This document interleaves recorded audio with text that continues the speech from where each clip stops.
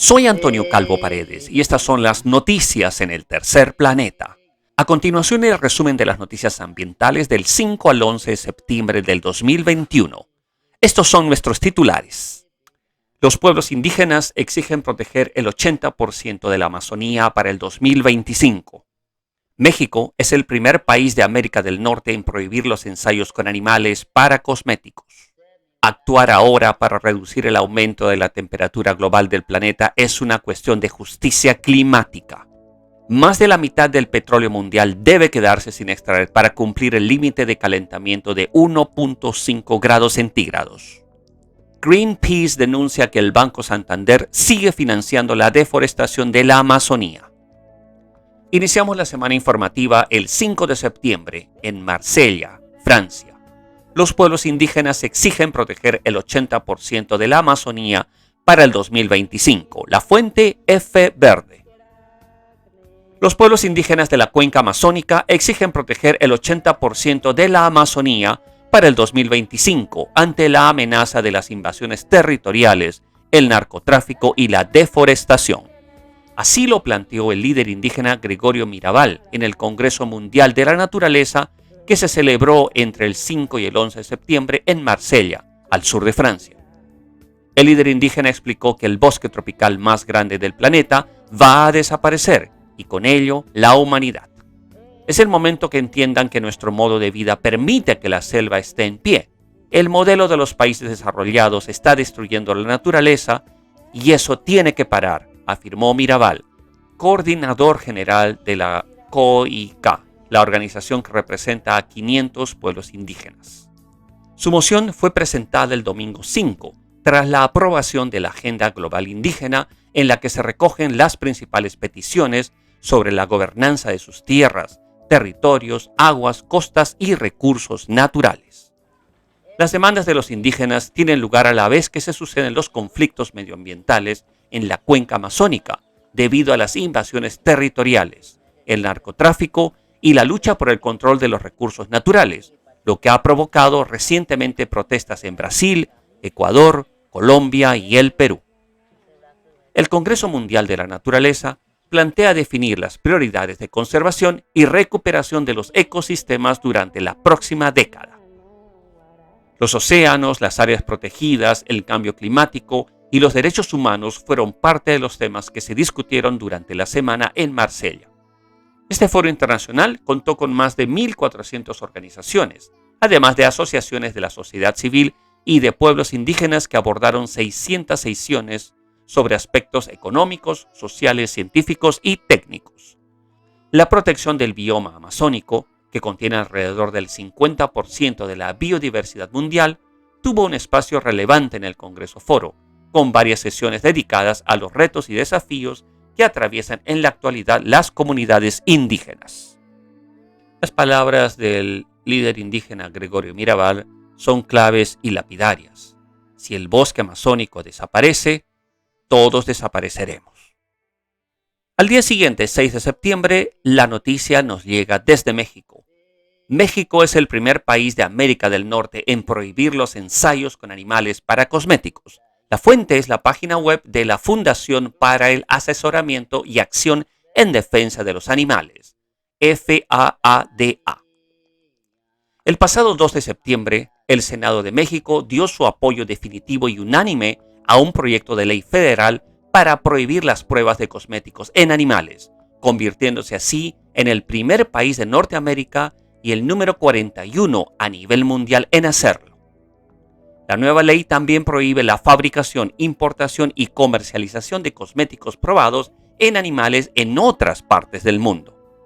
El impulso legislativo en México fue fuertemente influenciado por el corto animado de la Humane Society International, titulada Save Ralph, que narra la desgarradora historia de un conejo de laboratorio a la que dio vida un reparto multinacional y multilingüe repleto de estrellas que se hizo viral en todo el mundo. El proyecto de ley también fue apoyado por Lush, Unilever, P&G, L'Oreal y Avon, entre otras empresas de la industria de la belleza que están trabajando hacia la alineación de sus políticas y apoyando a las empresas más pequeñas y las autoridades gubernamentales en la transición hacia alternativas al uso de animales de prueba. Con la incorporación de México, la experimentación de cosméticos en animales está oficialmente prohibida en 41 países, así como en 10 estados del Brasil y 7 de los Estados Unidos. La industria cosmética en América Latina, que factura al año más de 63.200 millones de dólares, sigue adelante en su transformación. La prueba de compuestos tóxicos en animales la consideramos una práctica bárbara que debió haberse prohibido hace mucho tiempo. Y es muy triste confirmar que en América Latina no se ha hecho casi nada. Seguimos el mismo día 6 de septiembre. La información surge de la Oficina de Prensa de las Naciones Unidas y la fuente, como siempre, la página oficial de las Naciones Unidas. Actuar ahora para reducir el aumento de la temperatura global del planeta es una cuestión de justicia climática. Los efectos del cambio climático son de alcance mundial y no tiene precedentes, desde los cambios en los patrones climáticos que amenazan la producción de alimentos hasta el aumento del nivel del mar que incrementa el riesgo de las inundaciones. La crisis climática que asola el planeta en forma de incendios e inundaciones perjudica por igual a las poblaciones más vulnerables de los países pobres y ricos, por lo que es esencial limitar el aumento de la temperatura global al objetivo acordado internacionalmente de 1.5 grados centígrados por encima de los niveles preindustriales, afirmó este lunes la vicesecretaria general de las Naciones Unidas, Amina Mohamed, durante su intervención en el diálogo sobre la aceleración de las soluciones de adaptación con vistas a la COP26. La vicesecretaria señaló que los impactos climáticos en el planeta ya son visibles con un aumento de 1.2 grados centígrados y que las naciones más vulnerables y menos responsables de la crisis climática experimentarán consecuencias todavía aún más devastadoras. Los efectos repercutirán en las economías, las comunidades y los ecosistemas, borrando los logros del desarrollo, profundizando la pobreza, aumentando la migración y exacerbando las tensiones. Actuar ahora es una cuestión de justicia climática y nosotros tenemos las soluciones, destacó. Por ello, es importante el tomar medidas valientes para lograr una economía global de emisiones de gases de efecto invernadero de valor cero para el año 2050 y no superar la barrera de los 1.5 grados centígrados. Mohamed recordó que solo el 21% de la financiación climática se destina a los esfuerzos de adaptación y que de los 70.000 millones de dólares que necesitan los países en desarrollo en ese concepto, solo se aporta una fracción. Tenemos el imperativo moral de cerrar esta brecha, sentenció. Los países más necesitados no tienen acceso a la financiación climática. Añadió que además de ser un deber ético, la pronta inversión en adaptación y aumento de la resiliencia también presenta un claro argumento económico.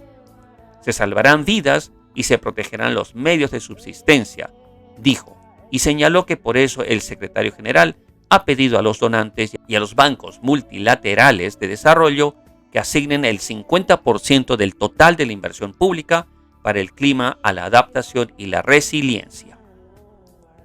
Definitivamente se necesita inversión de parte de los países desarrollados hacia los países más pobres, por la simple razón de que son los países desarrollados los que están aportando la mayor cantidad de CO2, por lo tanto son los mayores responsables de esta emergencia climática. Y el 8 de septiembre, un documento muy importante fue publicado desde Londres, el Reino Unido, y dice así: más de la mitad del petróleo mundial debe quedarse sin extraer para cumplir el límite de calentamiento de 1.5 grados centígrados. La fuente es la página oficial de la revista Nature. Un estudio de modelización publicado esta semana en la revista Nature subraya la necesidad de poner límites estrictos e inmediatos a la extracción de combustibles fósiles. En el 2015, un artículo publicado en la misma revista estimó que un tercio de las reservas de petróleo, la mitad de las de gas y más del 80% de las de carbón deberían quedarse sin utilizar en el 2050 para tener una oportunidad de limitar el calentamiento global a 2 grados centígrados. Este nuevo trabajo, liderado por Dan Welsby del University College de Londres, el Reino Unido, establece que la limitación debe ser más estricta. Los combustibles fósiles representan en la actualidad el 81% del consumo mundial de energía. Observamos un aumento importante del volumen de reservas de petróleo que deben permanecer sin extraer a escala mundial en nuestro documento, respecto al del 2015. El científico y su equipo ampliaron el análisis previo para incluir los perfiles de las principales regiones productoras. Esto tiene importantes implicaciones para los productores de las regiones que dependen en gran medida de los ingresos de los hidrocarburos para sostener la economía nacional, señala el investigador. Nuestro trabajo respalda firmemente las investigaciones anteriores sobre la importancia de un descenso controlado de la producción para garantizar que las economías que dependen de ello se diversifiquen ahora. Asimismo, todo el petróleo y el gas no explotados en el Ártico deben permanecer bajo tierra según ese trabajo.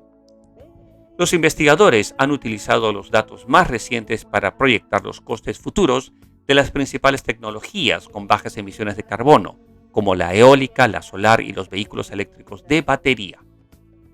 La reducción de costos de estas tecnologías ha sido espectacular.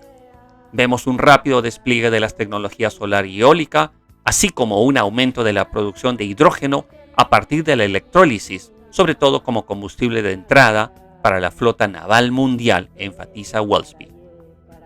Definitivamente, tenemos que eliminar el consumo de combustibles fósiles para evitar que la Tierra se siga calentando y, como dice el documento, las energías alternativas ya están a un nivel económicamente viable. Así que solamente es una cuestión de decisión política y económica. El mismo 8 de septiembre se generó una información en España y que dice que Greenpeace denuncia que el Banco Santander sigue financiando la deforestación de la Amazonía. La fuente es la página oficial de Greenpeace España. Como revelan los datos oficiales hechos públicos sobre los incendios forestales en lo que va del 2021, la deforestación en el Brasil sigue siendo un problema muy grave. El Banco Santander sigue financiando la destrucción de la biodiversidad y agravando la crisis climática, ha declarado Miguel Ángel Soto, portavoz de Greenpeace España. Detrás de un discurso lleno de buenas intenciones, continúa una política de apoyo financiero sin fisuras al sector agropecuario y a las empresas que siguen quemando la selva y expandiendo la frontera agrícola para plantar soya o ampliar los pastos para la ganadería. En octubre del 2020, la filial de la entidad en Brasil, Santander Brasil, y la empresa agropecuaria brasileña, SLC Agrícola, firmaron una operación de crédito verde, que es un préstamo diferenciado a las empresas que tienen un supuesto comportamiento sostenible. En palabras de los responsables de SLC Agrícola, el acuerdo con el Banco Santander suponía un reconocimiento a sus buenas prácticas en gestión ambiental y responsabilidad social, dijeron. Sin embargo, y según la organización Chain Reaction Research, esta empresa SLC Agrícola es la mayor productora de soya del Brasil y fue en el 2020 la principal empresa deforestadora del Cerrado, una importante zona del Amazonas brasileño. Más recientemente, según Chain Reaction Research, el 24 de agosto del 2021 se detectaron incendios activos en varias haciendas, propiedad de SLC Agrícola en asociación con otras empresas. Una de estas haciendas contenía 5.840 hectáreas de reserva legal, área que según el Código Forestal de Brasil debe permanecer intacta y cubierta de vegetación autóctona, no estando permitido un cambio de uso de la tierra. Esto, en la Unión Europea, sería inaceptable, pero el Santander trabaja con dobles estándares y sin procesos de diligencia debida. Según otro informe, el Santander sostiene a las tres grandes productoras de carne del Brasil, JBS, Marfrig y Minerva, con inversiones estimadas en $1.600 millones. Al respecto, JBS es la segunda empresa alimentaria del mundo y la mayor en proteínas animales, con unidades de producción y oficinas en gran parte del mundo y todo tipo de productos cárnicos. Hace ya algunas décadas, JBS se había comprometido a eliminar la deforestación para el 2011, pero luego retrasaron la fecha al 2020. Ahora, JBS ha aplazado nuevamente su compromiso para el año 2025 en Brasil, pero solo en lo referente a la deforestación ilegal. Y aplaza también para el 2035 eliminar totalmente la deforestación en sus operaciones. El Santander pretende seguir financiando la deforestación hasta el 2025 o el 2030, recordó Soto. El sector de la ganadería industrial es incompatible con un escenario de 1.5 grados centígrados, por lo que el Santander debería retirarse del agronegocio en Brasil y debería dirigir sus esfuerzos en sistemas de producción de alimentos que no impulsen la deforestación, el cambio climático y el riesgo de pandemia en el futuro. Lamentablemente, el apoyo económico de bancos como el Santander son gran parte del problema de la deforestación de todos los bosques en todo el mundo, pero principalmente en el Brasil, ya que la Amazonía se está destruyendo para criar más ganado y para sembrar más soya. Eso es inaceptable. No heredamos la tierra de nuestros ancestros, la tomamos prestada de nuestros hijos. Proverbio nativo americano. Con nuestra frase semanal nos despedimos. Antonio Calvo Paredes, conductor y productor, les agradece el habernos acompañado y los esperamos la próxima semana.